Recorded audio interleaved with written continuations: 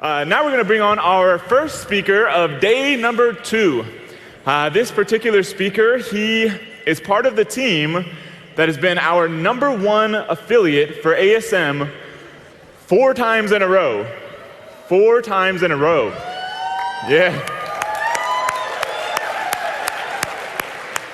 And even before there was ASM, there was Amazon Money Machine. And I remember when a person came, we were doing webinars at the time. It wasn't like a launch thing. We were doing webinars. And somebody came through the support, which is always interesting. Somebody came through support. It's like, hey, I want to do a webinar with you all. We're like, who the heck is this? And so we ended up doing it. That person did better than anybody else had ever done. Then they introduced us, that person introduced us to another person. They did better than anybody had ever done. And then these 2 guys, they jump on a webinar, and they absolutely crush everybody. These guys, they love to win. It's funny, in some of these affiliate contests, they've been so far ahead, even starting on day 1, that I'm like, why do y'all keep pushing like this? And they'll be up until the very last day, very last minute, doing webinars, doing Skype calls, doing everything they possibly can, because these guys love to win. It's absolutely amazing. And especially the speaker that's about to come up, I got to know him a little bit better a few weeks ago in the Caymans. We did a private little affiliate retreat, and obviously invited them. And this guy, I learned he's got an amazing story. I don't know how much of it he'll be able to tell you about, but he's got a very unique story, which is what I think has led to him being able to do what he's able to do from a marketing standpoint. He's probably one of the smartest marketers I've ever known. And he pulls stuff because he thinks so differently than everybody else. But it's absolutely amazing, and I'm super excited to welcome Mr. Jason Fladlian to the stage.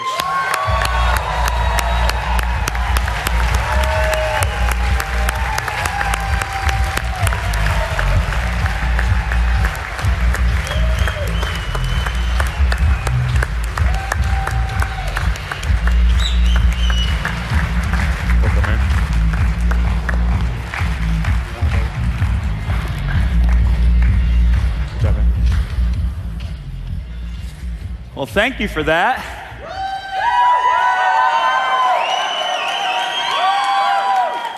It's true, we do like to win, but more important than that, we like the money.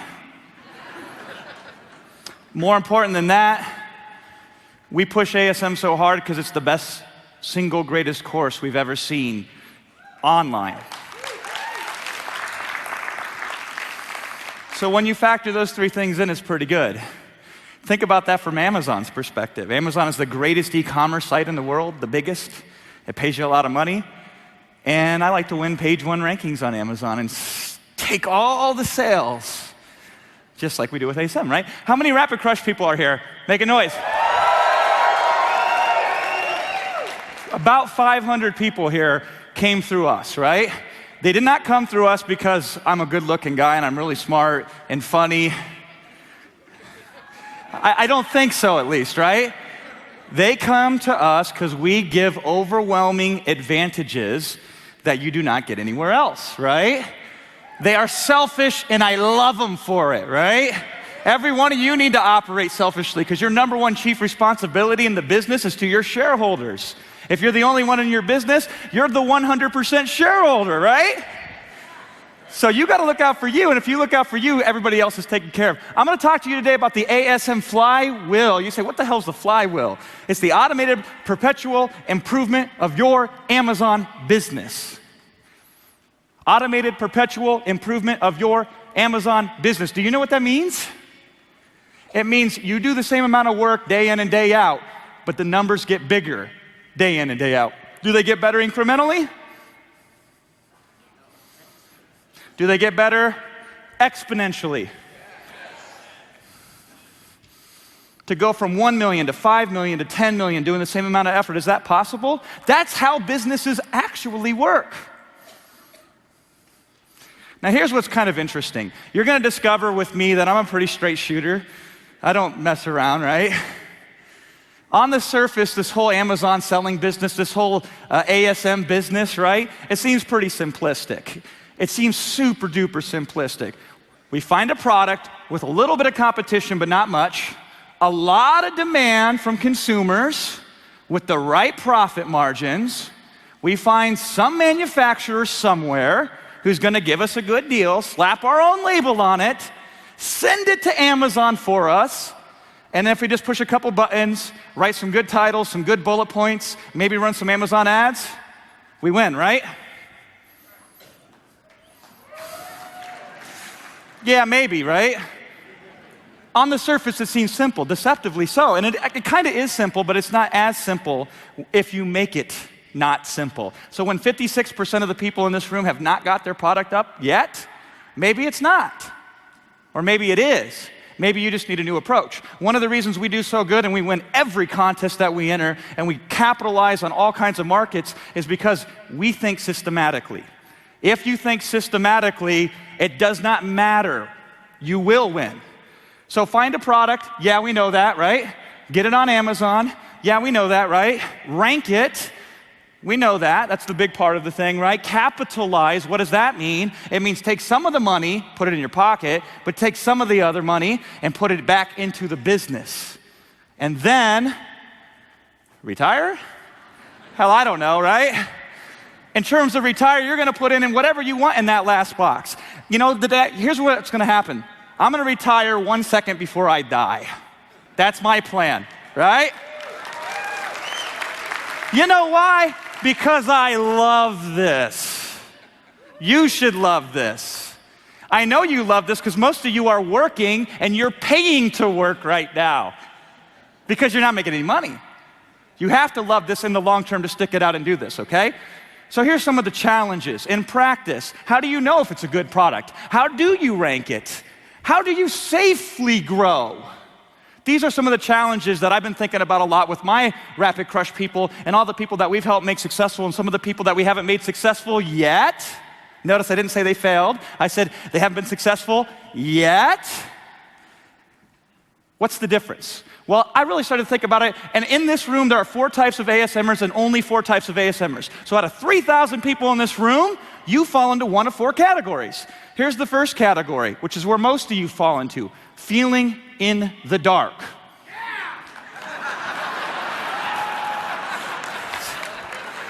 Right? Notice the language pattern. I didn't say scared shitless. I didn't say I had no damn clue what I'm doing. Feeling in the dark is a lot better way to put it, because that's what you're doing. And you know what? When I started internet marketing, my job before internet marketing was painting houses for $12 an hour. My job before that was a monk, a rapping monk. As Matt Clark finally found out, after sending me millions and millions of dollars, he finally found out about my story, right? Every single time I'm feeling in the dark when I start. Then you can graduate to the second type, which is wounded and gun shy. You say, what the hell, Jason? I thought we're here to get powerfully charged and excited about this ASM opportunity, and you're here kicking our ass, right? That's how I do things. You got to acknowledge reality, see what it is, and then go with it, okay? Wounded and gun shy. The third type here is growth with no direction. Interesting concept. Some of you who are doing well or think you're doing well are not doing as well as you think. And now here's the fourth one. Set. Okay? Let's actually break those down a little bit further. Feeling in the dark looks like this.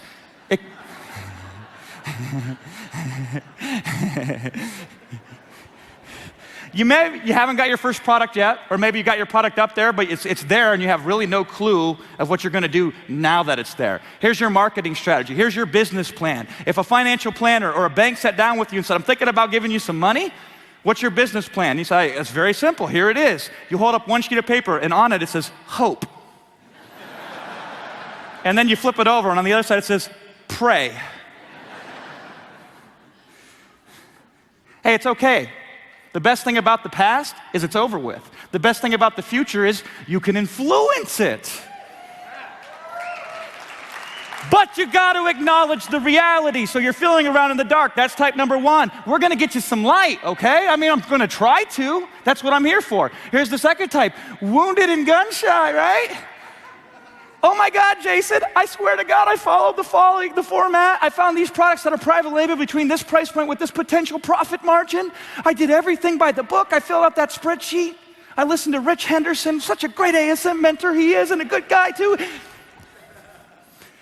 But when I put it on Amazon, it didn't make me any money. And you're scared. or you're worried, or, and this is silly, but this is what happens, you feel like you failed. Like, oh, I must be stupid because I couldn't do it right the very first time I do something. Because I'm sure the very first time you got in a car with, mom and dad or whoever said, we're going to teach you how to drive, I'm sure you popped right in that car and just drove like a pro, right? Oh, I'm sure that happened. And when you were a baby and you realized that people could walk on 2 feet, you just said, oh, that sounds simple. Let me just pop on 2 feet and start walking, right? I'm sure that happened for you.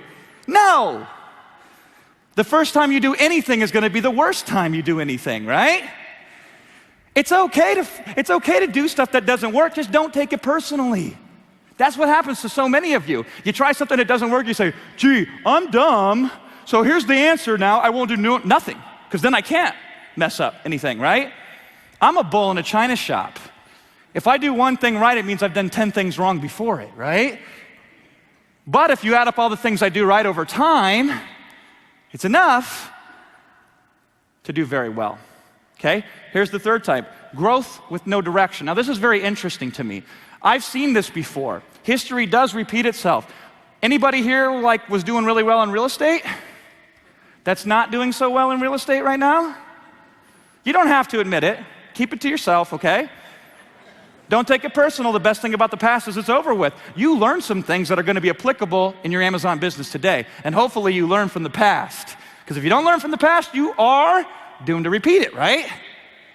But if you think all the money's coming in, it can't fall out. There can't be an opportunity or time where this all can go away if I'm not smart and safe. Well, if it wasn't the real estate, maybe it was the dot-com boom, right? Or the stock market crash of 1929, I don't know, right? It happens over and over again. You have to have growth of direction. I'm going to attempt to push you in that right direction here today. Now, if you're set, which I am not yet, okay? I had a guy come up to me and says, Jason, I heard your goal is to get to $500 million in the next 5 to 10 years, right? And I said, yeah, conservatively, right? And he says, I like the way you think because most people don't think that way, right? So I'm not set yet.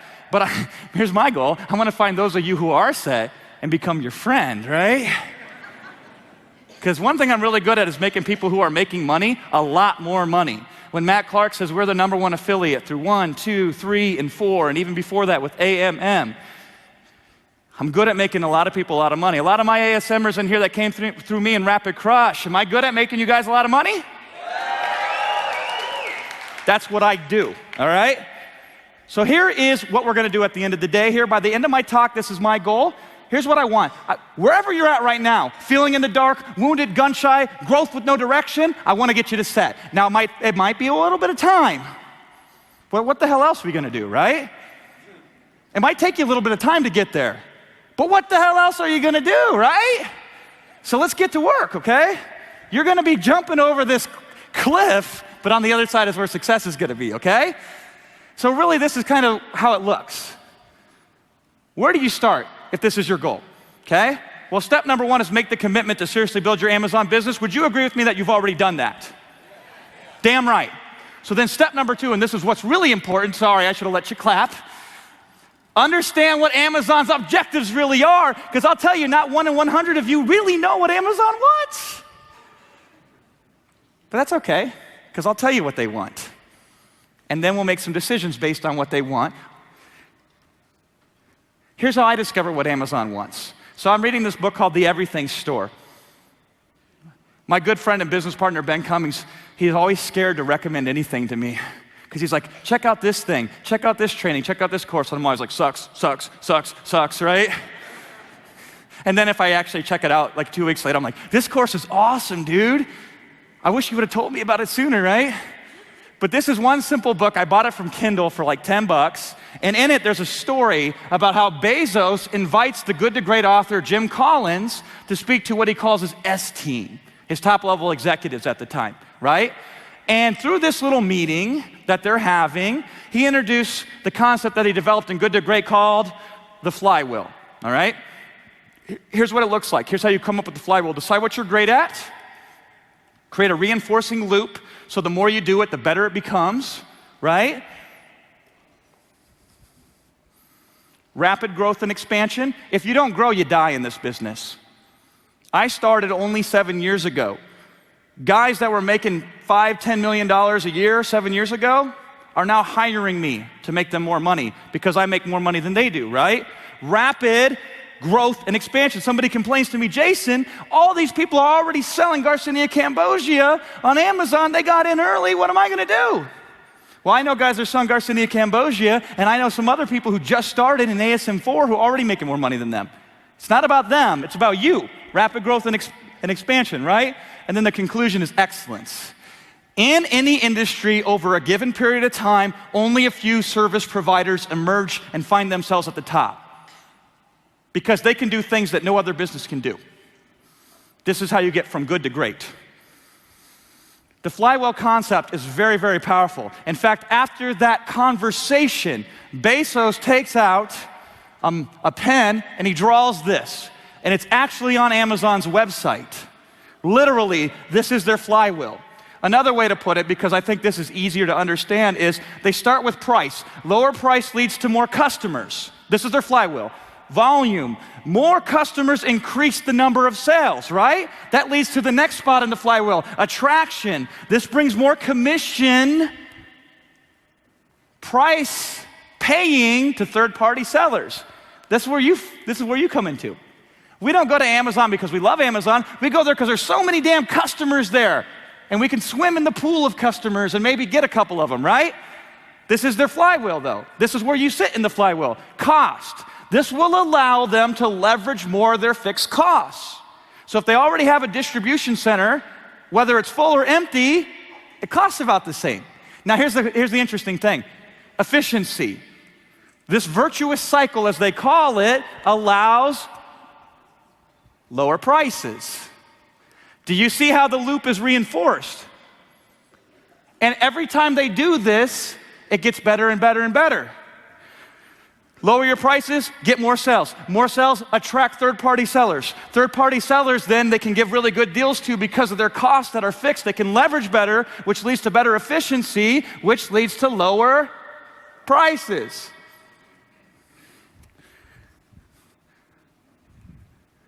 Feed any part of that system, and the whole system grows. Feed any part in that loop, and the loop accelerates faster.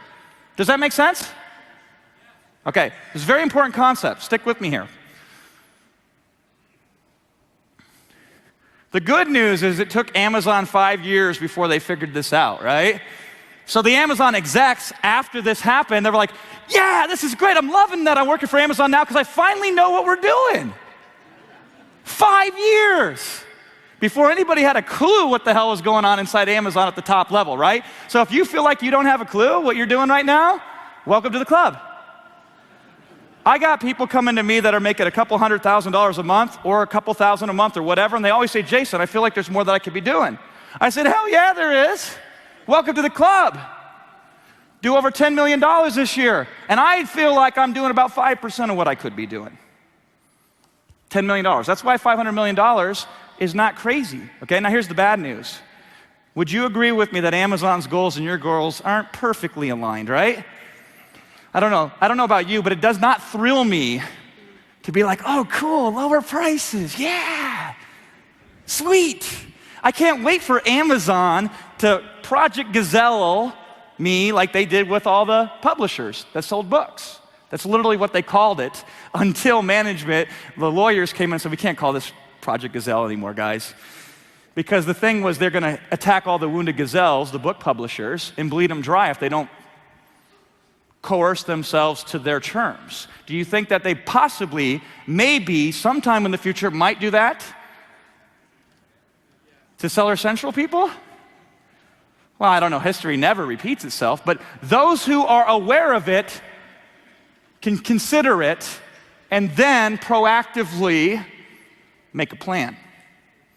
Okay? What's yours? What's your flywheel? What's your goal? What's your approach?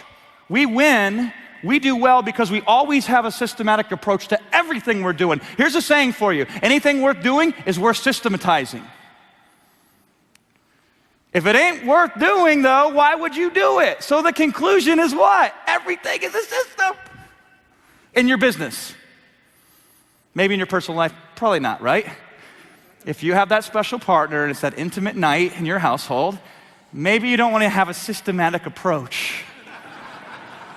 But maybe you do, I don't know, right?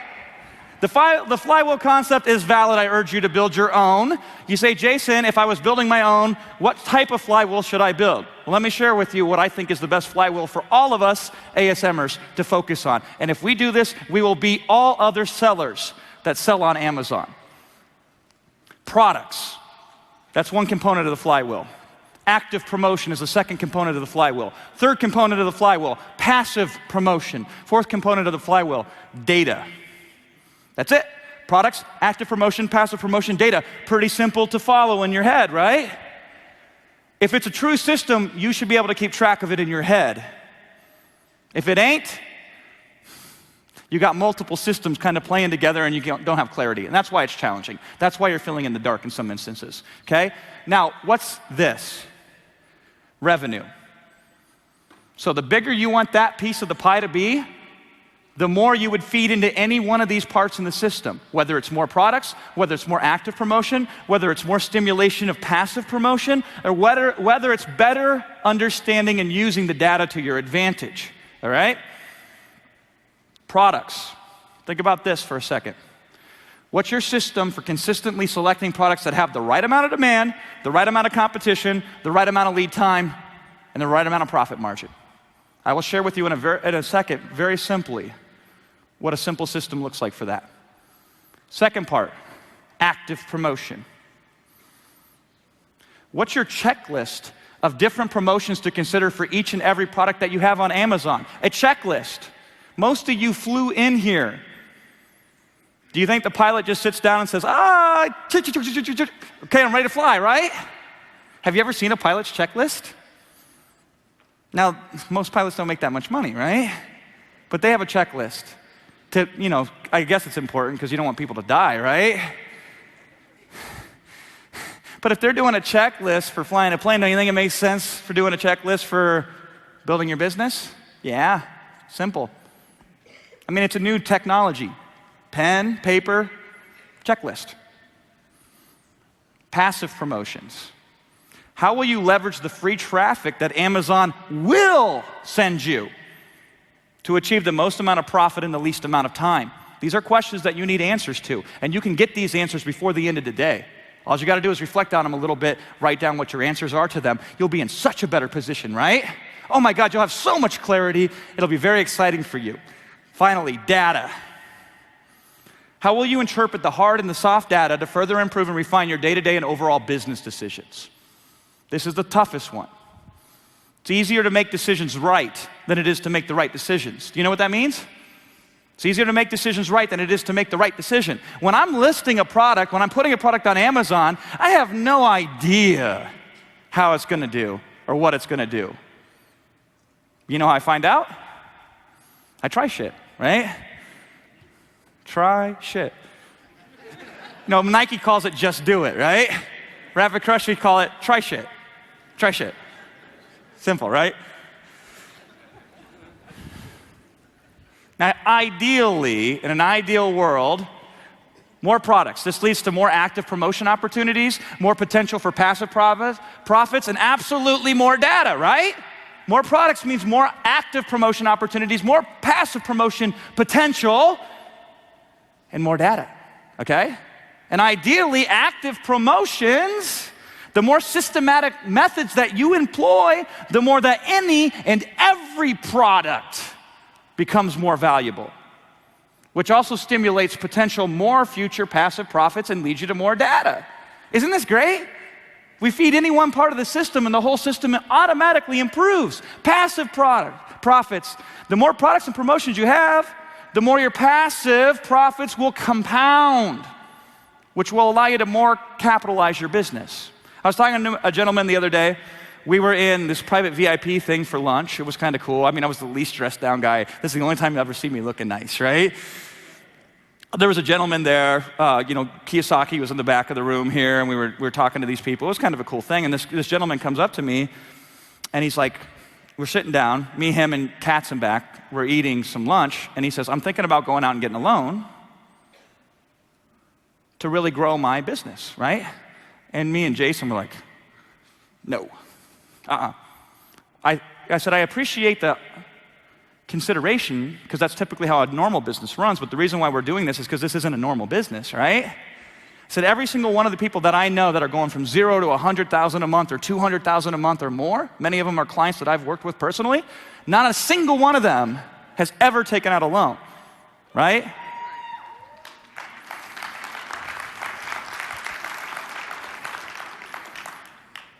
So the idea is if you can stimulate passive profits, you feel more comfortable reinvesting in your business, because if day in, day out, you know this many sales are coming in, you know this much profit's coming in, awesome, right? And the more things you have out there, the more chances you have for Amazon to just give you traffic. Does that happen even in this day and age? You list a product, you kick back, and all of a sudden a whole bunch of sales come in. Is that still possible in this day and age? Hell yes, it is. Why do you think I'm selling any and everybody I can on ASM, right? Because I've never seen that anywhere. Now, don't rely on it. Otherwise, you might as well just buy lottery tickets. But consider this. But here's what I know to be true. Amazon doesn't send you money for products that don't exist. They just don't, right? So let's get some products up there, and maybe they'll send us some money. And my favorite thing, microdata means you can make improvements to specific individual products. Macro data means that you can generalize certain things, approaches, competitive advantages potentially. Like when Matt Clark says, I look at things completely different than everybody else does, this is one of the ways that I get my insight. Because if you do exactly what everybody else does, right? We gotta do things differently than the masses, okay? All of you are probably like using rendered 3D images on your listings now, right? When all you guys started doing that, I started going back to old school snapping a picture, right? You say, well, what the hell? You were the one that really pushed in the 3D rendering. I did, until you guys all started doing it, right? Now I got to zig where you're zagging. Everybody in this room, we need to figure out how to zig when most other people zag in the Amazon business so they can fight for crumbs. And we can take the rest, right? Products lead to better active promotion opportunities, which leads to an increase in the passive promotion that Amazon will do for you, which gives you more data, which then tells you what products to pick next. It's such a great concept. Products. Now, this is what's interesting about products. Any product is better than no product. I'm a student of the obvious, all right? Sometimes it's what's in front of you that's most important, okay? So here's how, if you don't have a product yet, and I know that's about half the people in this room, it's simple. Set a hard deadline. If you don't have a product selected and you're hitting up suppliers, randomly pull a product out of the hat. Go to all 16 top-level categories, the best ones, right? Print out the top 100 bestsellers. Put them on your wall. Get a dart.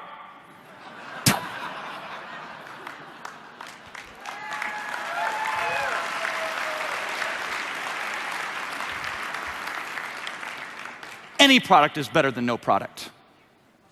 Any product could automatically give you passive promotion without you even knowing how you're making sales. Any product has potential for you to hit up somebody and say, hey, would you like to talk about my product on your blog? Okay. Sales, right?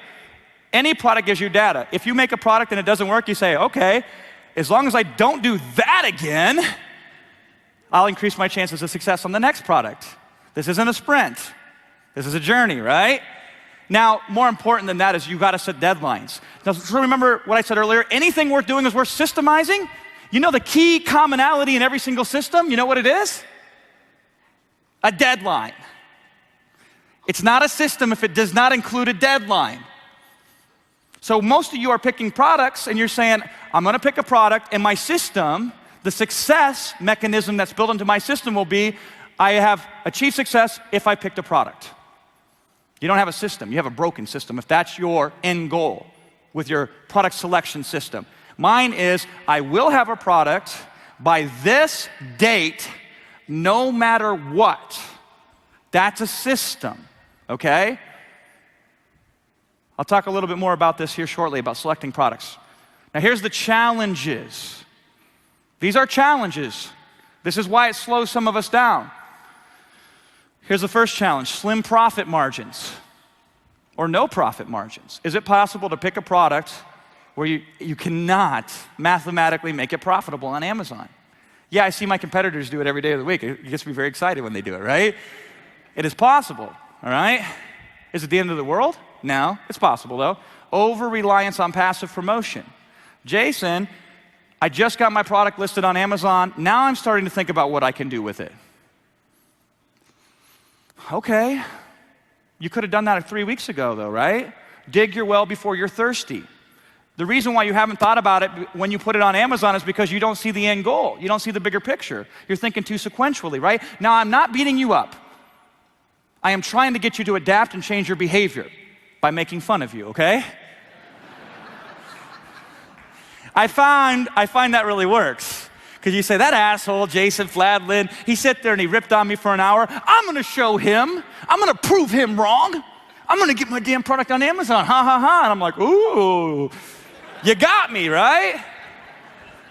More importantly, I wanna make you laugh. I wanna make you feel differently. So when you go back, instead of going back and thinking about product selection and being all wigged out and freaked out and, oh my God, what am I gonna do? You're gonna say, okay, it's not really that big of a deal, right? And that's gonna give you a new feeling that you can focus on so you actually get this stuff done, right? I want every one of you to get this done because I want every one of you to make money. Because what am I good at? Making people who make money a lot more money. So if I have an audience of 3,000 people who kind of like some of the stuff that I do, and I help them make some money, I don't even have to market. You're gonna come to me and say, Jason, how can I make more money with you? And I go, it's really simple. It starts with your checkbook, right? That's just how it is. Too much competition. Oh my God, there's too much competition. That must mean that once a market is established, there's no way, shape, or form for anybody to enter it after that, right? That's what it must mean. But every single day we don't see that. Every single day we see something like that happen, right?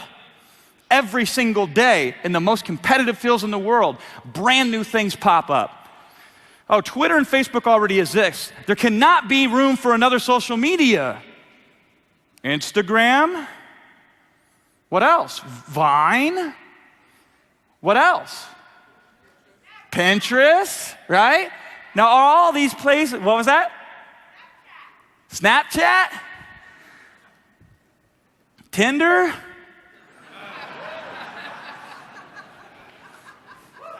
By the way, all those are great places to advertise on Amazon, with the exception of Tinder, although I have had a client actually successfully do that, right? Whoops. Not enough data collected and processed to refine your approach. Here's the thing.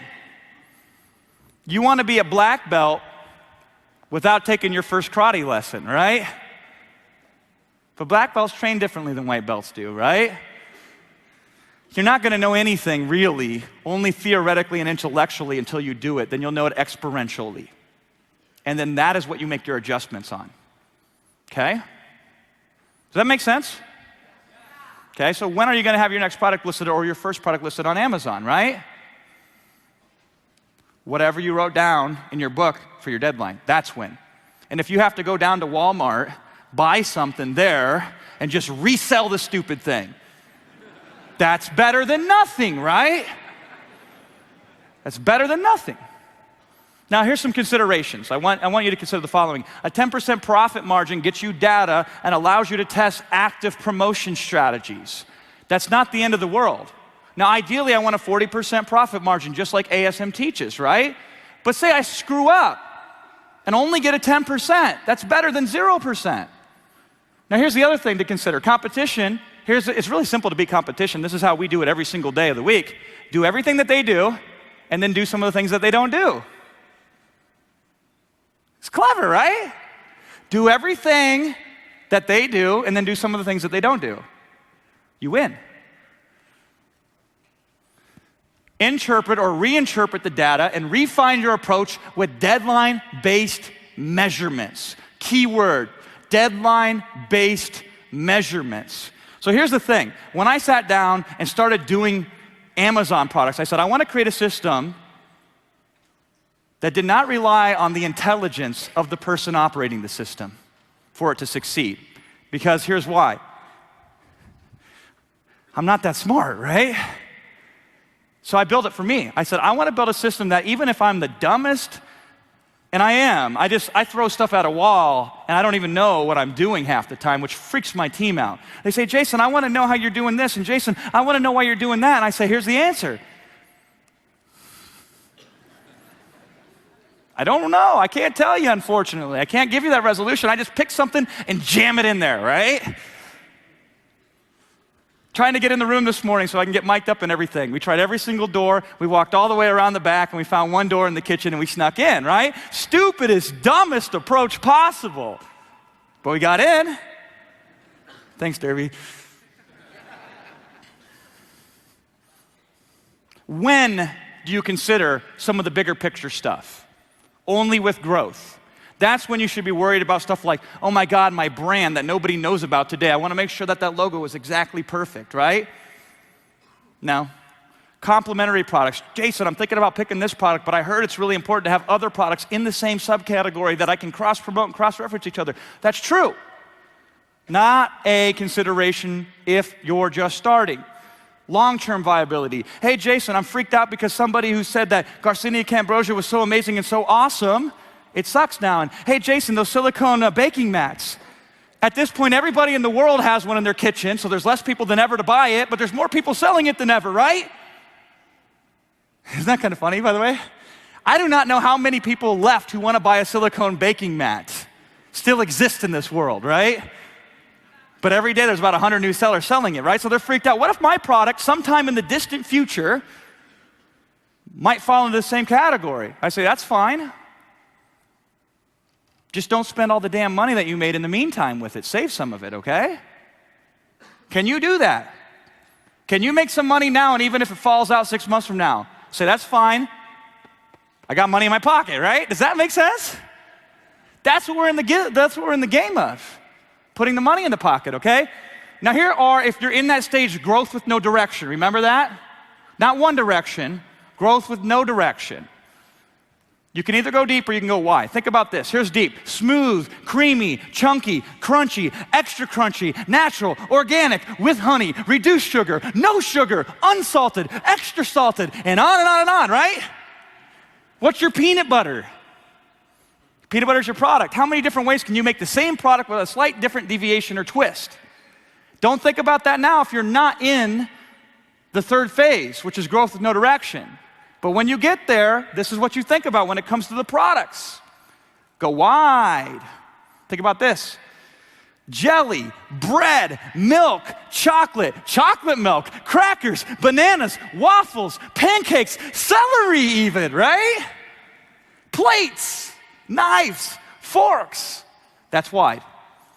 Now, you don't have to worry about wide and deep right now. Any good product on Amazon already has a bunch of wide and deep options. So any product that you pick will have this naturally. So you don't have to think about this today, but in the future, when it's time to grow with a direction, this is the consideration. Peanut butter. Peanut butter. So you wake up one day and say, it's time for my peanut butter. Jason said, I got to get the peanut butter, right? And other people will look at you strange, which is good. Because you know something they don't know. Peanut butter, right? Now here's some deep considerations. This is some of the stuff that we're getting into with our most successful clients right now that is making a lot of money. Parent-child relationships. Do you know what a parent-child relationship is on Amazon?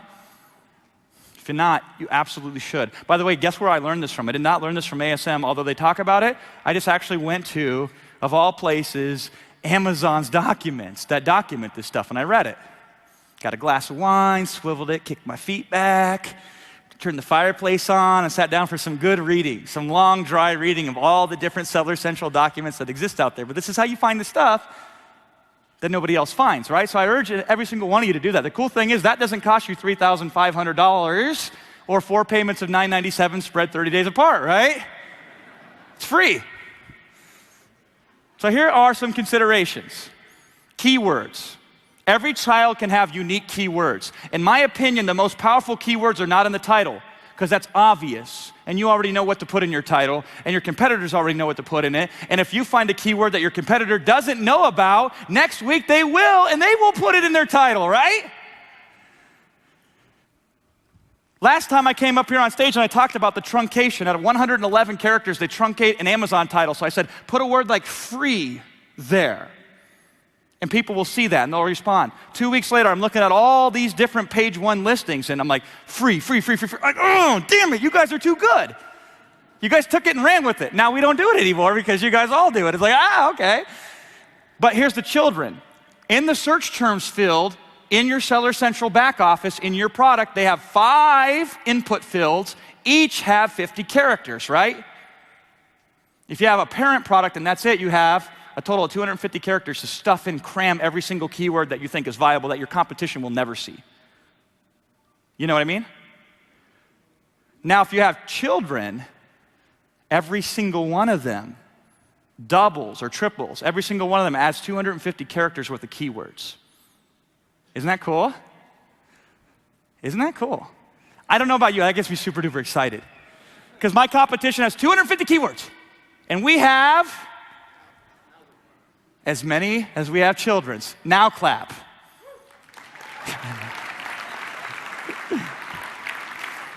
And by the way, each children can then be, for the really, really good keywords, then you can repeat them and now you can advertise. So instead of having, there's 6 units on page 1 of Amazon or on any page for advertising. 1, 2, 3, 4 on the right and 2 on the bottom. That's generally how it works, right? If you can take one of those spots, that's great. But what if we took 2 spots? That's better, right? What if we took 3 spots? That's better still. What if we took all 6 spots? You say, Jason, well, I can't put 6 products up there. Creamy, crunchy, smooth, salted, honey, right? Of course you can. Each child has unique keywords in the title and in the search terms, amongst other things. Transaction. Here's what's really cool. Each child can increase the average customer transaction value. Do you know why? It's simple. The difference between each children could be the level of premium. So good, better, best, right? Some people will reach you via the good child option, but they'll upgrade to the best. This is pretty simple. I want a large drink. Would you like to supersize that? Why not?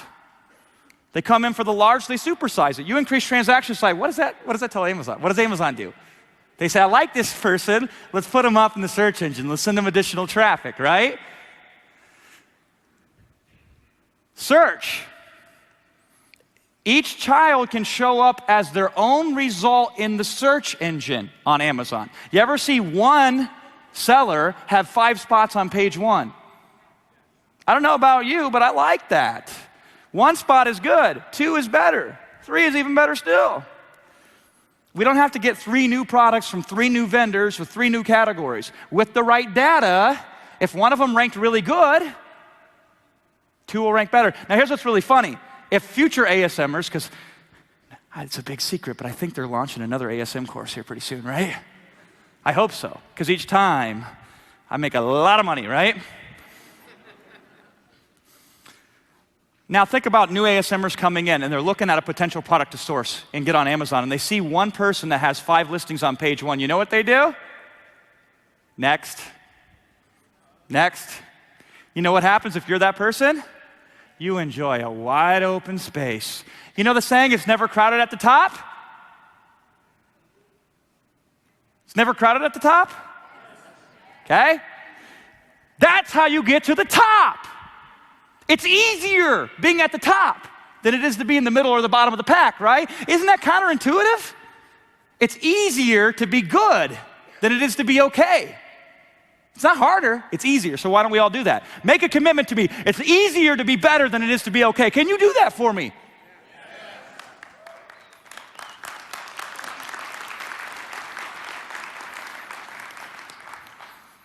God, I wish I could sell you something right now. It's right at this point during a presentation where I'm usually transitioning into a pitch, right? I don't got one today. Reviews. All reviews across the child listing are contributed to the parent. Isn't that cool? All reviews across the child are contributed to the parent. This is true 99% of the time. There's always exceptions, but in general, that's how it works, right? So like now, if I want to get 5 new parent products and I want to give away 50 of each product to get 50 reviews, that's 250 products. But if I want to get 50 reviews right now on 5 products that are all children, that's 10 of each product. No, or it's whatever I want it to be, 49 of one product and 1 of a second product, right?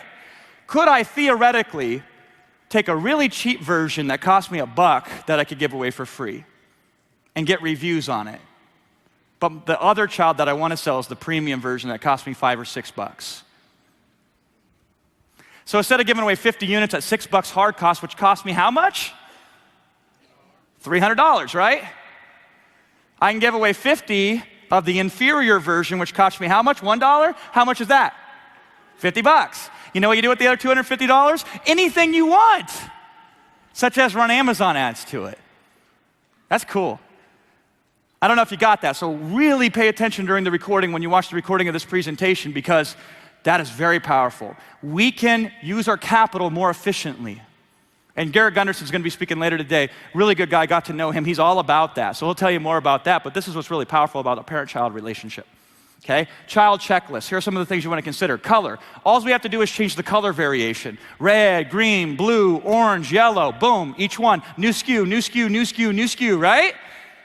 Everybody else say, I don't got what product, Jason? How many you got? I'm like, well, I'm not going to tell you because you won't believe me, right? New SKU, new SKU, new SKU, new SKU. Size. Large, small, medium, extra small, extra large. Little Kim, big Kim, right? Little Bow Wow, big Bow Wow, right? Little Wayne, big Wayne. I don't know. I'm gonna hit some pop culture reference that everybody's gonna get, right? Maybe Little Kim wasn't the best one to leave with. I'll remember that, right? Quantity, 1 of, 2 of, 3 of, 4 of, half of, you know? Yeah, you know what dad jokes are?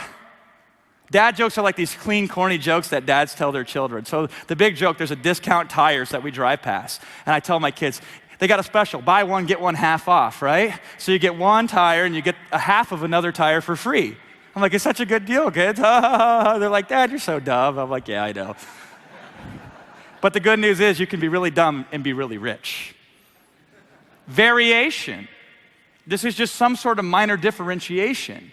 This one has a flip top. This one has a screw top. This one has a clasp. This one doesn't have a clasp. Easy. Combo. Color plus size plus quantity plus variation. You give me a product, I could spin off 20 different unique children variations of that product in a lazy afternoon. 20 SKUs. 20 SKUs means 20 different places to advertise on Amazon. 20 SKUs gives me 20 different ways Amazon can freely send me traffic, right? 20 SKUs makes me, when we go to the next ASM meeting, freak people out when they say, how many products you got? Oh, just 170. I'm feeling behind. And they're like, ooh, man. It's kind of fun, right? It's fun to do that. Wide considerations. If you want to go wide, frequently bought together. You can influence and enforce that. So you do the same amount of work but make more money. Customers who bought this item also bought that item. The more items you have, the more that's going to happen, right? Customer reviews. The more products you have, the more there is for customers to review. And they will. Subcategories.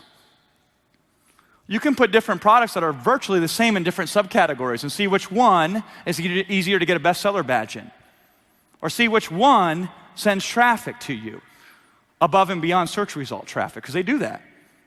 I don't know if you knew that. It's pretty cool, right? How? How do you do this? Here's the goal. 2 hours at most, generate a list of 5 potential products. I want 5 different products, any or every one of them. I am not emotionally attached to any one of them. Just give me 5 products that I'm going to start contacting suppliers with. So set a dime line. I like 2 hours. 2 hours. I'm going to sit down in front of Alibaba. 5 good products that I have in my mind that I want to start sourcing from. You say, well, Jason, I want to go into the United States. Okay. Sit down in front of Google. 5 different products where I can contact different suppliers for, right? Simple. 2-hour deadline. In 2 hours, I got to have 5 products. Otherwise, I'm just going to randomly start picking them, which never happens because we get that done before that happens, right? Now, here's the consideration of these products. When I'm looking at a new product, I say, what's the sponsored ads category? What the sponsored ad looks like? Have you ever seen products where there's no sponsored ads because nobody's running them? Or there's 1 when there could be 6? Have you ever seen those? I really don't care what the bestseller rank is at that point. I don't really care if I can rank on page 1 at that point. I'm like 5-cent clicks, 10-cent clicks, 15-cent clicks. That's money, okay? Reviews on page 1. If there's like one guy that has a whole bunch of reviews, but then like the second or third or fourth person has like 2 or 3 reviews, I'm like, nice. Because either that person figured out a way to get to page 1 very quickly in spite of being brand new, or nobody's really fighting in that product category yet. Because if they were, they would do the stuff that you and I do, or we've been taught to do, because we can just spam the hell out of the top 10,000 reviewers and get 50 reviews in no time, right? It's not hard to get reviews anymore. It used to be, not anymore. So I still like to go to products where there's no reviews, because then if I get reviews, that becomes a competitive advantage, right? Product line depth. I don't think about it too much, but when I'm looking at a potential product, I just look at customers who bought this, also bought that, and I say, oh yeah, those are 6 more products right there that I can consider in the future, and that's done. That's my future brand consideration, all of a minute and a half, right? Supply versus demand. Are there a ton of sellers, but not a ton of buyers? AKA Forskollen, right? That's how Forskollen was. Everybody thought it was going to be the next big Garcinia Cambogia. So all these suppliers ran in ahead of the sellers, or the buyers. And then it turned out there wasn't that many buyers. Whoops. I like to think in the other way. Very few suppliers, tons of demand. You know how you can spot this? When they're buying really crappy products. You ever see something that's on page 1 with 2.5-star average review? And you click on it and you look at the bestseller rank and it's like 5,000, right? That means they're selling a couple units every single day. And you say, why would any customer anywhere buy a product with a 2.5-star review? Why would they? Because they don't have that many choices. Now, what does that tell you about the buyer? They are irrational. It's my favorite buyer in the world. Logic does not apply to their purchasing decisions. Ooh. Seasonality and Black Friday. I'll pick products 6 months before Black Friday hits because I know if I just push that 1 month, I'll make 90% of my sales for that product. So everybody gears up to promote March, April, May, June, July, August. And I say, just kick back. And I'll start promoting specifically for Black Friday. Not a lot, but since nobody else is thinking about that and everybody else is going to be reactionary, oh shit, it's Thanksgiving. Let me hurry up and get ready for Black Friday. I'll already be there. Dig your well before you're thirsty. We'll just come in. This is called opportunity, right? We maximize for the biggest opportunity possible. So these are some things to think about. But when in doubt, just get it done. The sweet spot is these products seem good enough to start contacting suppliers. Not great, not amazing, .com.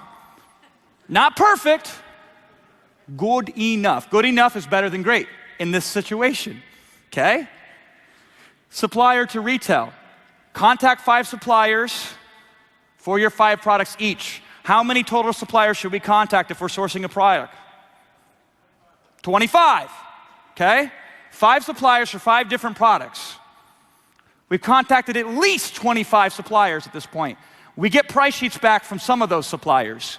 Usually if you contact 25, you get anywhere between 8 to 12 price sheets back. They're always in Excel, and they always show you the little stupid picture, super duper tiny down there, right? They've never heard of the PDF technology. This is at least if you're going through China, right? But it is what it is. Price sheets. You look at them, you see what makes sense, what doesn't make sense. And based on that, you order samples. So I look at unit price, look at lead time, right? Look at MOQ, which is always negotiable. And then those that seem to make sense, you order samples from. Typically, I'll have 10 samples ordered across 5 different products from all the suppliers that I sent out. The DHL truck has to hate me by now, right? Every day with some weird Chinese packaging, they're like carrying up new stuff and dumping it on my doorstep, right? Because it's a revolving door of samples. I probably spend $5,000 a month on samples. Now, I'm not saying you should start there, but again, you're capitalizing out of profit, right? Choose cash. This is what I like. Choose the one that looks really good, but you'll still probably have 2 other products that look pretty good too, right? A friend of mine says to me, he says to me, Jason, he's not an internet marketer, but he's observing these ASM customers, because I'm just talking to him over beers one night. He says, Jason, your ASM customers sound like this, okay? He says, I'm just gonna say they're all male, even though I know they're not, right? And since we're in a bar, right? He's like, they're gonna be in this bar. Okay, this is your typical ASM customer. There's some guy in this bar with 5 different beautiful, gorgeous women that all wanna go home with him that night, right? And he's so scared of which one to pick, because he wants to pick the best one, that he ends up going home with his hand, right? He says, that's your ASMers. They got 5 good products, but they're so scared to pick one, they don't pick any. And I said, you know what, I'm going to tell that on stage. He's like, no, you're not. Watch me. I was like, child, please. Child, please. First version. All packaging can be updated, improved over time. Every product can be updated and improved over time. All stuff can be improved over time, okay? You ever seen Starbucks' original logo? It looks like a graphic designer threw up, and then they put it on a coffee cup. And now look at it, right? The joke is in 50 years, it's just gonna be a green circle, right? You can change this stuff. You can change this stuff. This isn't irreversible heart surgery, right? I mean, we're not cutting the scalpel and say, whoops, killed him, another one, right? We're not doing that, right? We can change this kind of stuff. Really, really simple. So we talked about products. What kind of active promotions can you do for these types of products? Well, this is very, very interesting. I discovered this, that the more I know, the less I know. Every time I do something, there are several unexplainable things that come as a result of that. The more you know, the less you will know. And isn't that a great position to be in? Because it makes you curious. And you find things out and you use them. Rankings, this is what's interesting. Sometimes with no effort, I rank. Sometimes with all the effort in the world, I don't. It's one of those things. Why does the sun come up in the east? I don't know why. It's one of those things. No amount of thinking in the world will change that. So take it when it comes, but don't rely on it, right? And I don't know, I've ranked so many products for myself and my clients. Sometimes they do and sometimes they don't, but let's just not rest on our laurels there. Here's the conclusion. How can I guarantee short-term and long-term success even if Amazon never sends me one single customer? How can I take it into my own hands and guarantee it, right? This is the difference. This is why all these people that are successful, they do not rely on hope, pray. They take it into their own hands, right? You gonna take it into your own hands? That's why you came here. That's why you came here, right? Here's my promotion checklist. It's not exhaustive. It's just some things to consider. Amazon ads. Every new product, I'm thinking about Amazon ads. Press releases. Every new product, I want to run press releases to it. AdWords. Every new product, I'm going to spend some money on some Google AdWords. What else? Thomason. Some of you don't know what Thomason is. Thomason.com. Do your research. It's such a gold mine. Google SEO. Not big tog SEO, just some simple stuff, right? What else is there? Facebook. Love Facebook. Hated it. When I stopped, I looked 8 months later and it was still sending me money. Loved it again, right? Facebook, deal sites. I'm looking for every excuse in the world not to use a deal site because, boy, I really hate those customers of those sites. But they still pay me money, so I guess I will use them, right? YouTube is my single favorite, greatest thing right now to be using for Amazon products, with the exception of reverse engineering, which means I can see everything that you're doing. And I can figure out what looks good and do that. And then I can do the things that you don't know I'm doing. And by the way, if you're taking pictures of this, that's nice. I'll show you how to get you these slides by the end of the day, okay? So take pictures of me instead, right?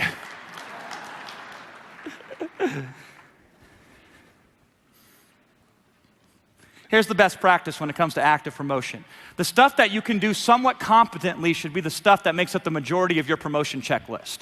So you say to me, Jason, the idea of using Facebook scares the hell out of me. I said, good, don't do it yet. Do something else instead though. Can you talk to people? Yeah, I'm talking to you right now. Well, talk to other people that could put your product in front of their audience. Who here can do that? Anybody except for the mutes. But even Helen Keller could sell on Amazon. No excuses, right? Things you can't do competently yet should be on your list, but should make up a minority of it. Believe it or not, I was not born out of the womb with an understanding of how Facebook marketing works. Just didn't happen that way, right? You gotta get better over time. So some of the stuff that comes naturally or that you like or that excites you or that you can wrap your head around, that's the majority of your promotion checklist. The stuff that you kind of don't know, take one or two of those things and stick it on there so you can know. So next year, you will be competent at it, right? Your list should be refined and organically grow over time. My promotion checklist, it started with one thing when I started ASM. And I just added more and more and more to it. That's what I want you to do, right? Once you get that clarity, it becomes a lot easier to be excited about implementing things in your Amazon business, right? Yeah? But right now, some of my customers, when I'm teaching them new stuff, because I'm teaching new stuff every day to our Rapid Crush customers, they're like, Jason, please quit showing me new ways to drive traffic because I'm so confused with all the other ways you showed me to drive traffic, right? I said, I feel you, right? But I'm not doing anybody a favor if I do that. Let's figure out a new strategy for you to interpret that information. Here's what's important. There's doing, and then there's doing. There's doing, and then there's doing. Most of you are like, I'm doing ASM, Jason, I'm sourcing products, but you're not. You're like waiting for one supplier to contact you back. Oh, it's New Year's, American New Year's, so I gotta wait for that.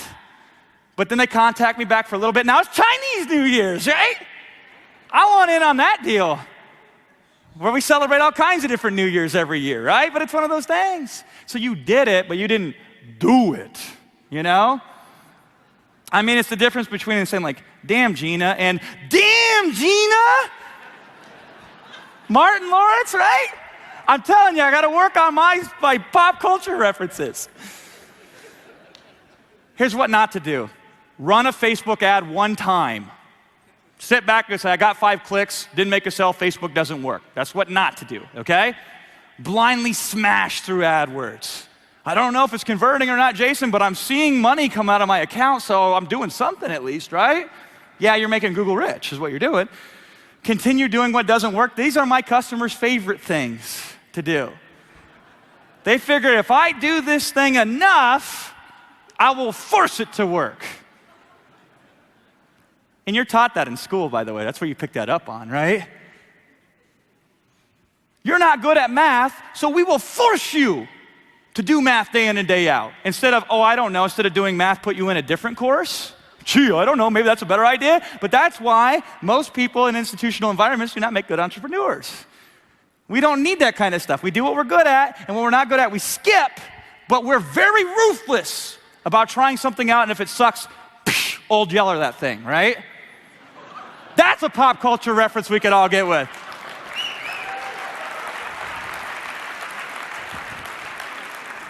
Tears in your eyes, baby. Still gotta lay it down, right? Here's what to do. Start simple. Don't make it a big deal. If you make it a big deal, you'll freak it out. I'm very much into NLP, neuro-linguistic programming. That's, getting you to buy things from me that you didn't know you want to buy, right? And some of these people, they call these modalities, in their head, they picture something, or they create a movie of it, or they somehow envision what they want to do. And some of you make these pictures so big and so scary looking in your own minds that they then fall over onto you and crush you, right? You don't have a procrastination problem. You have a visual problem in your own mind, right? That's why we want to start simple, so we do not have that. Speed of implementation is more important than technique. Speed of implementation is more important than technique. We can fix technique. We can't fix slow.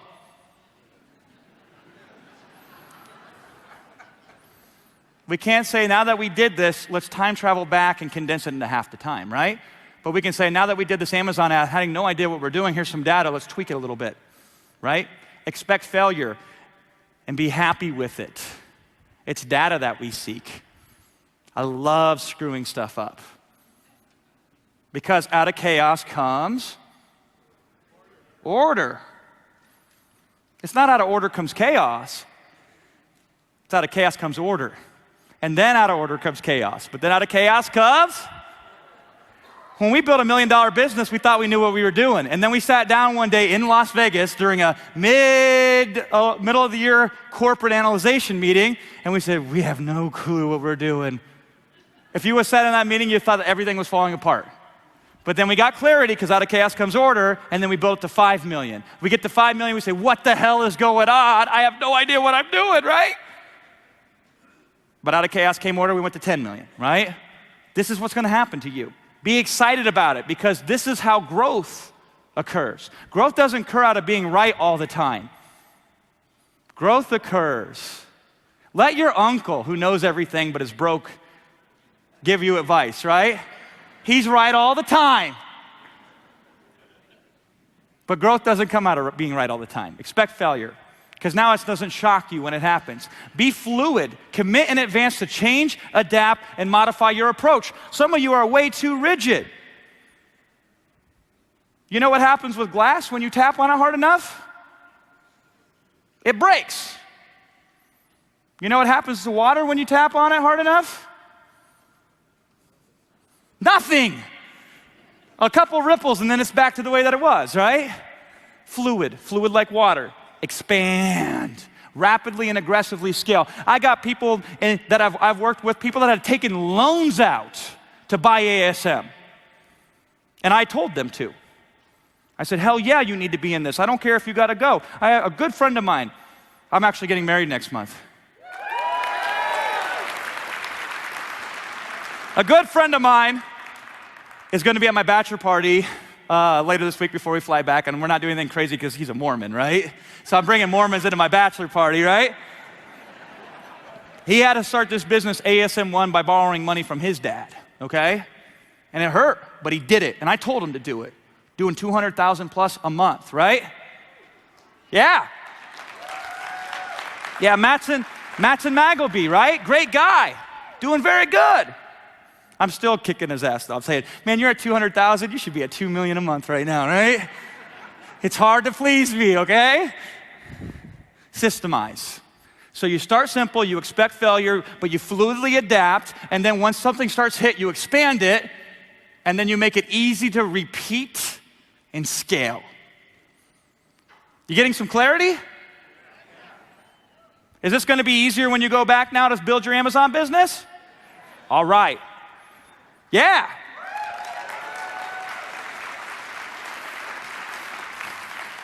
Let me give you an example of an active promotion strategy. You don't want to do all Google SEO. Start simple with some Google SEO. When you allowed to rank on page 1 for Dr. Oz? Well, you can do this with a website, or you can do this with the in the news section.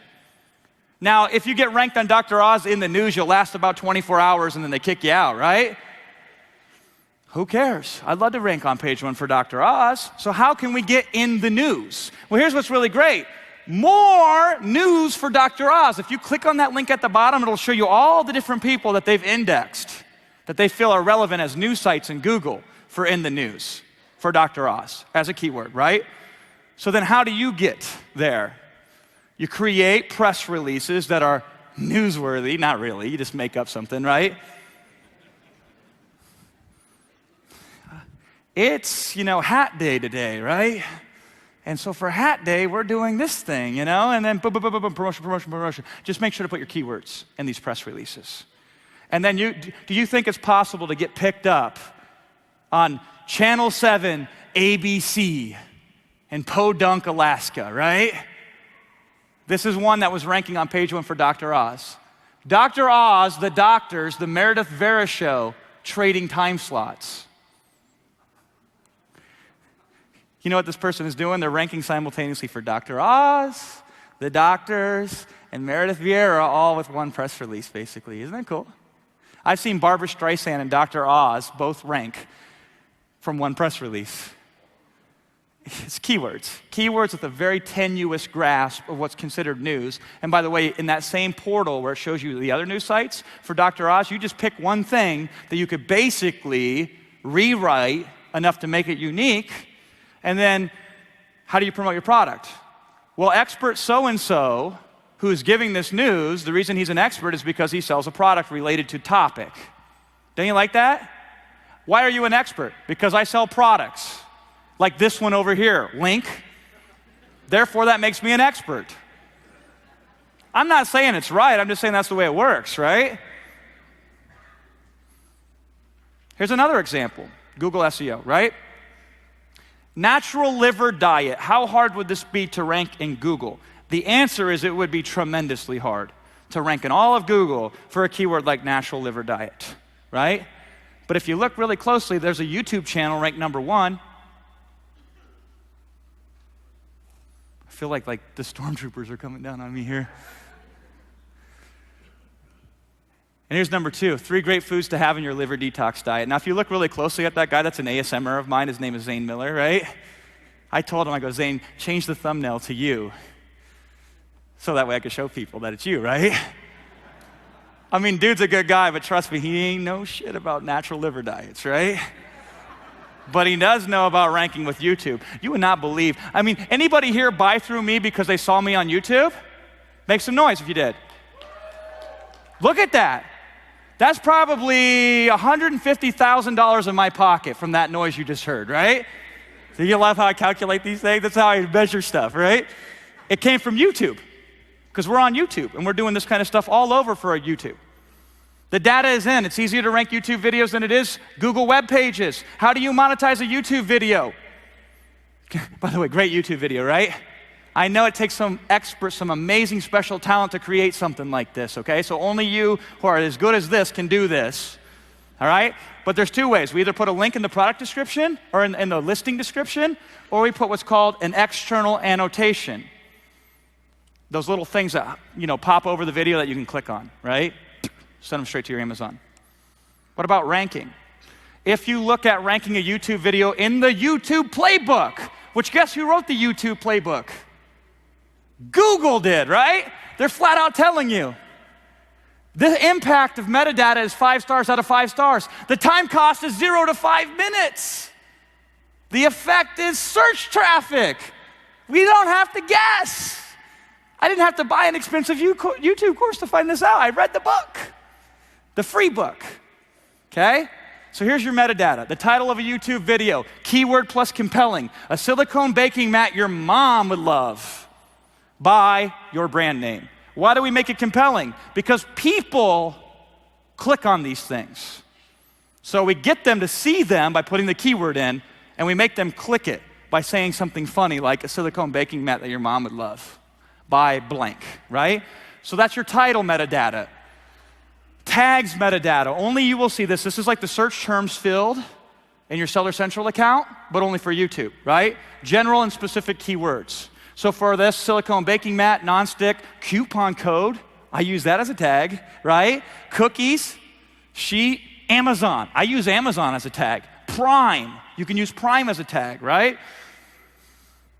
Description, easy. Transcribe your video, put it in there. Adjust words to be keyword specific if needed. You can do 152 other different things on YouTube to rank, or you can just focus on these 3 things. You'll get 80% of the result with these 3 things. You'll get 100% of the result if you do all 152 of them, right? I'll leave it to you to decide what the best strategy is, okay? Here's another one, YouTube ads. We can take that same video that we're ranking and run a YouTube ad. So here's an example of a YouTube ad that we ran that was 2,278 views that we got from this YouTube ad. Now here's the downside of this, right? We spent a lot of money. Spent about $400. But if we can't rank on Google, we can still advertise on YouTube. So we dropped $400, which really isn't a lot of money, but it kind of is. I don't like to lose $1, much less $400, right? Now let me give you the data. The cost per click, $7.07. That's it. I screwed up. I quit, right? No, we don't. No big deal, right? After sales, I calculated basically on this is how many sales we usually get. We ran these YouTube ads, and that was the only thing we did, and this is how many sales we got. We profited a negative $120. You don't like how I framed that? Profited a negative $120. So yeah, we're kind of screwed, right? But here's something I found very interesting. This thing, for a very competitive keyword, a 2-word keyword phrase on Amazon, we were ranking 6th. In all of Amazon for this keyword. And no matter what we did, we could not improve the ranking of it. I ran the YouTube ad. As soon as it started running, we immediately jumped to number 3 for this keyword phrase. A really big one too, not a small one, a really big one. When the YouTube campaign concluded, we dropped right back down to number 6. Now I'm not saying correlation equals causation, but I am saying I will pay about $120 to increase my ranking 3 times, and if I try it again, and it doesn't happen, big deal. But I'll tell you what, that video was about the dumbest, stupidest, most horrible video I could have run. No offense, Ben. I mean, you didn't create it to run an ad, right? We created it just to create it. And I said, what the hell? I just want data. Kick it out there. It worked the first time. But if it didn't work, we could easily reduce that cost per click. We could easily improve the video performance. Now, by the way, we also jumped dramatically in the Google search results. Synergy, baby. I want to do the work once, but have 3 things happen instead of 1 thing happen, right? Here's what's more important, though. If you can't rank it regularly in Google, you will increase your chances by advertising it on YouTube. Why? Here's why. Increased views means increased total minutes watched of that video, which means the potential increase in comments for that video, which means activity. And if Google can measure activity and you have more activity than other people, what do? They usually increase your rankings. Now, by the way, total minutes watched, increased views, all that stuff is good for your brand, too.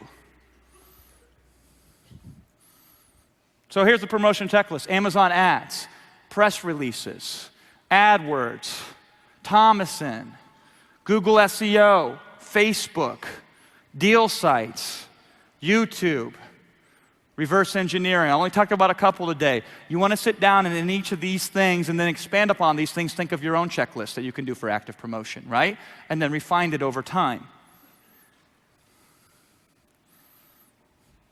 So if you're feeling the dark, then dig your well before you're thirsty. If your product hasn't arrived on Amazon yet, but it's in the air, start today with stuff that you can do and put in place so the minute it goes live, you can start sending traffic to it. I know most of you know that's obvious, but you're not doing it. So therefore, maybe it's not obvious. What can you do before the product hits Amazon? To as soon as it hits Amazon, you flip a switch and traffic starts going to it. That's what you do if you're feeling the dark. If you're wounded and gun shy, hey, I get it, man. It's time to perform a revival. Look at your product and say, maybe there's some things I didn't do that I could do. Or maybe what I did with this product, I'm not going to do with the next product. As long as you're playing, you can win. But the minute you quit playing, you lose. Growth with no direction, you say, okay, now I want to create a systematically scalable way to keep churning this traffic up more and more and more that somebody else can manage, not me. Passive promotion. ASM focuses on this a lot, which I love. It's what got me into ASM, but I'm not going to spend a lot of time on it because they do cover it really well. I'm just going to give you one little quick thing here with passive profits. Do nothing, get buyers, right? That's the concept of passive profits. Here are some factors to consider. Here's some of the ways you can trigger this. Short tail, long tail. Keywords, I don't care what they are. I just want a whole bunch of them. If I get traffic, great. It costs me a couple characters. That's it. Bounce backs. What does this mean? It means whenever you get a customer on Amazon, what's your mechanism to bounce them back to your store, your commerce site, your offer? That's passive. So if you generate active traffic, does that increase the amount of people that bounce back passively?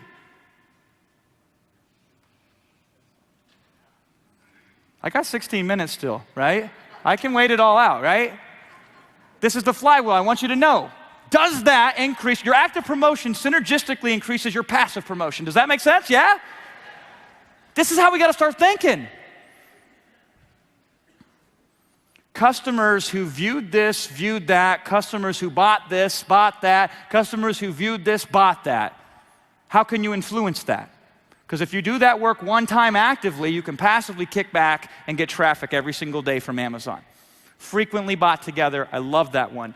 Did you know it's really easy to show up on somebody else's listing that's getting thousands of impressions a day? Just get it frequently bought together. And now kick back and enjoy thousands of extra views of your product, right? Wish lists and Amazon emails. Get on Amazon from as many different lists as you possibly can trigger and see what kind of content they send you. And then say to yourself, how can I be part of that content they send? And then wish lists. So I'm going to tell you a little quick thing about wish lists. Now, by the way, this is not an exhaustive list. This is just a list to get you started in thinking, okay? So referral agent can help increase your rankings in Amazon. So if I send traffic from YouTube, notice how it went up from 6 to 3. Amazon knows I'm sending it from YouTube. So they say, thank you. Here's a ranking increase. Title and search terms, that's obvious. That's a ranking factor. Session conversion. How many customers who view buy? That's a consideration. Velocity of sales. How quickly do the sales come in and how consistently do they come in? Sales is the rising tide that lifts all boats. You want to increase your chances of passive promotion, just make more sales. Preferably full price sales, right? You do that, if your ranking doesn't increase, you make money. If your ranking does increase, you make more money, but you make money, right? bounce backs. Any customer you get, whether you send them or Amazon sends them, can either be sold again or stimulated to refer a friend.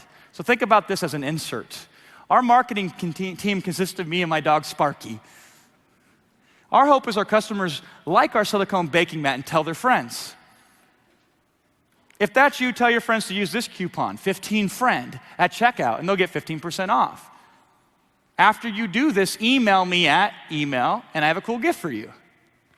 We're simultaneously stimulating word of mouth referral marketing, and guess what the gift is when the customer writes in and says they do that? Here's a special deal for our other products. Congratulations. It's like Costco. I got to pay you money to pay you more money, right? That's what we are. We're in the Costco business now, right? That's an example of a bounce back, okay? What happens if you rank your Amazon listing on Google? Did you know this? This is what's interesting. So look at silicone baking mat. This is an example of somebody on Amazon who's ranked for the keyword silicone baking mat, and this is what shows up when you click through. Isn't that a damn shame?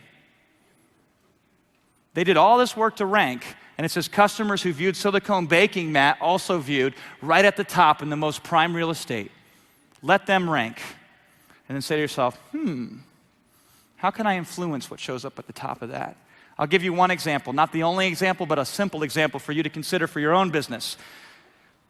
You post this somewhere, Craigslist, Facebook, doesn't matter. You say, I'm not sure which silicone baking mat to buy. This one over here is a well-known brand, so I'm somewhat leaning towards that. But this other one over here is somebody I've never heard of, but they have a 30% coupon code, which is coupon code. Enter it here, right?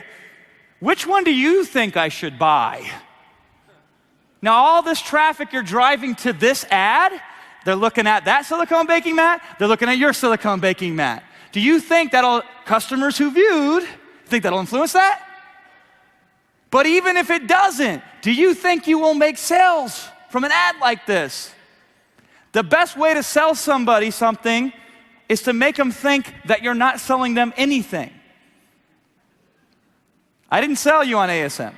You bought ASM through me. You were the empowering person. You change that mechanism, you can change your results dramatically, right? Pretty cool, right?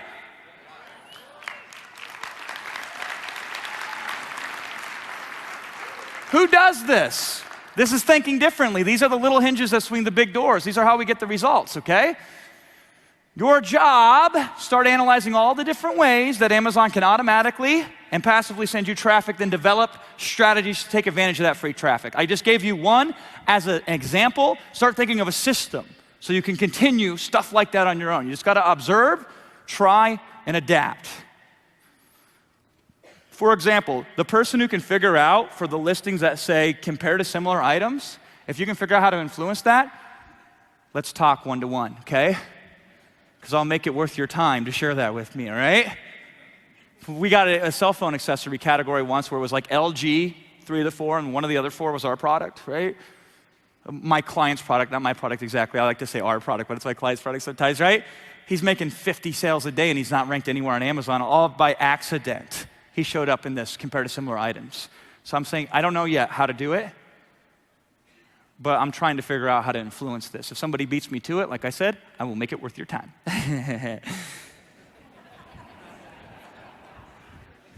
Just being straight, right? Filling in the dark. What's one out-of-the-box thing that you can do to get free traffic beyond the Amazon search results? That's the question you have to ask yourself. Wounded and Gunshine, 2 out-of-the-box things. Because you've already started, so you can do 2, because you got everything else in place, right? Growth with no direction. How can you systematically create a continual scalable model to get a piece of all the passive traffic that Amazon can send your way? Because there's a lot of traffic that can send your way beyond the search results, right? And if you don't get it, your competitor will get it. And I'll tell you this, here's what I know about your competitor. They're not as good as you, they don't have as good a support as you do, they don't have as good a product as you do, and they're generally mean people. Do you want your customers to go to them? You're doing them no favors right now, right? With 9 minutes left, let's run through data. The least sexiest, but in my opinion, the most important thing. It's easier to make decisions right than it is to make the right decisions. A plane almost always gets to its destination, yet almost never follows the exact planned path to get there. This is Amazon's business. This is us selling on Amazon. It's the exact same way, right?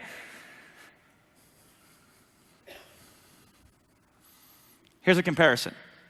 Which is better? The first approach that we took when we started selling on Amazon is we called up 30 friends and family. You love me, right? Yeah. One of the ways you can show me love is going over here and buying this product on Amazon, right? Yeah. Okay, do it now. Some of them do it, some of them don't. Call them up a week later. I thought you said you loved me. I do. Why?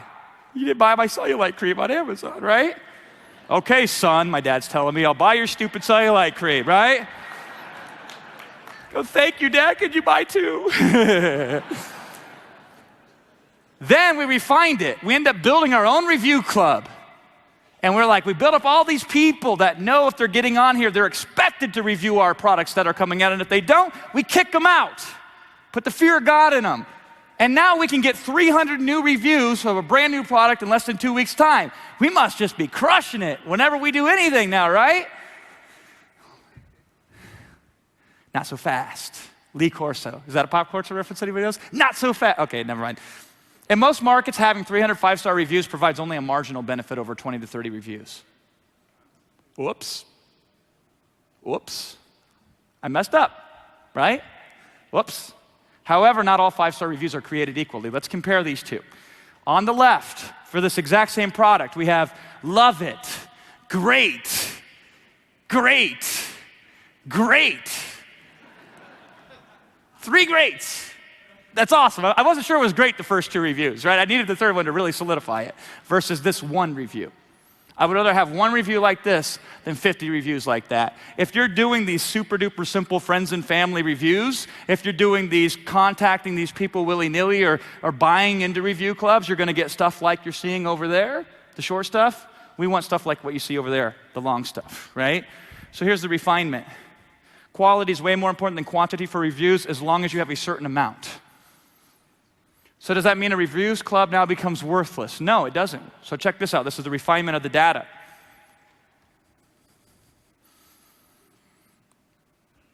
If you analyze session conversion percentage, you can often correlate a significant drop in your session conversion on Amazon when this happens.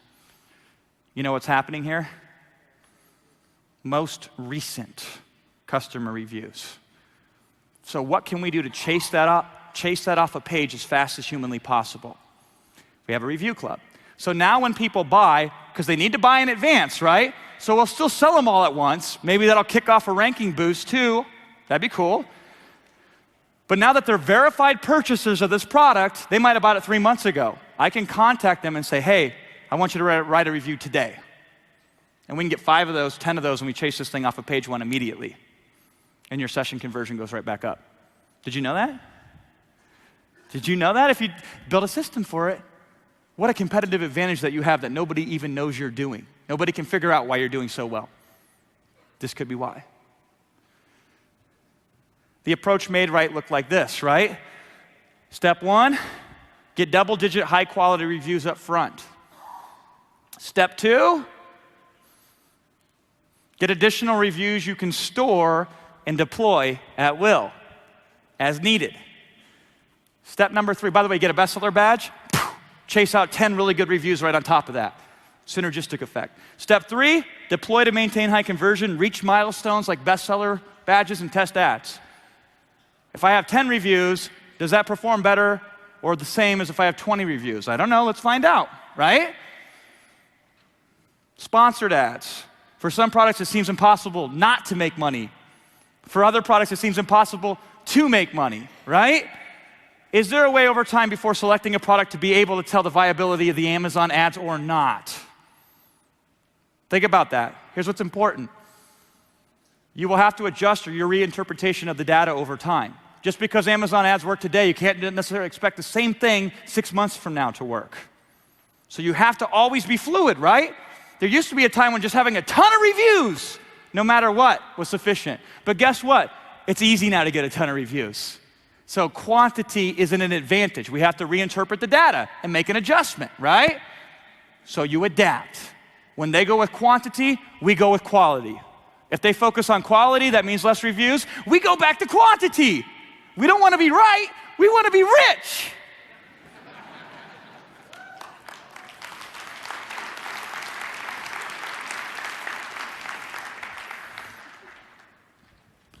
Here's an interesting piece of data. My financial planner comes over to me, he sees this trash can. He's like, what the hell's going on here, right? I said, I got this little Amazon business going. He says, well, I see your portfolio. I don't know if it's too little or not, right? Get this little Amazon business. He says, that makes sense that you're selling on Amazon, Jason. We didn't know what to buy our son and his family for Christmas. So he starts telling me this story. I'm like, come on, Rick, get to the point, right? And he says, so he just sent me his Amazon wish list. And we bought stuff from him based off that. I said, what? Now it's getting interesting. How can we get people to put stuff on wish lists right before Black Friday that they forgot they even put on wish lists? So when they send it to friends and family members or people find it in the search engines because those are indexable, we make free money. Think about that, right? How can you get people to put your product on their wish list? Do you think that just the act of putting a product on a wish list can have a positive effect? By the way, even if nobody buys it, do you think Amazon likes it if you can get people on their wish list? Do you think it possibly can increase your ranking for your long tail and short tail keywords on Amazon? You don't know until you try it. Get the data. I know. I'll let you find out yourself, right? So here it is. Data. Data can influence the type of products that you pick. Products. The more products you pick, the more data you have. Active promotion. The more products you have, the more active promotions you can run. Some products work better than others on Thomason, but some products work better on Amazon as another. But if we have a selection criteria and we have a whole thing that we can use each and everything. We can try each and everything. The more active promotion we have, the more we stimulate passive promotion. The more any promotion or product we have, the more data we have. Did you see how the flywheel works? Isn't this crazy? Anything we do positively affects everything we do. This is how you set records. This is how you win things. This is how you become rich. This is how you make it to become a millionaire. That's how you do it, right? That's how you do it. Your amount of effort and intensity on each of these 4 points is determined by your annual revenue target. However much money you want to make is going to determine how much effort you're going to put into each one of these 4 things. So come up with that number and then dive in. Thank you very much.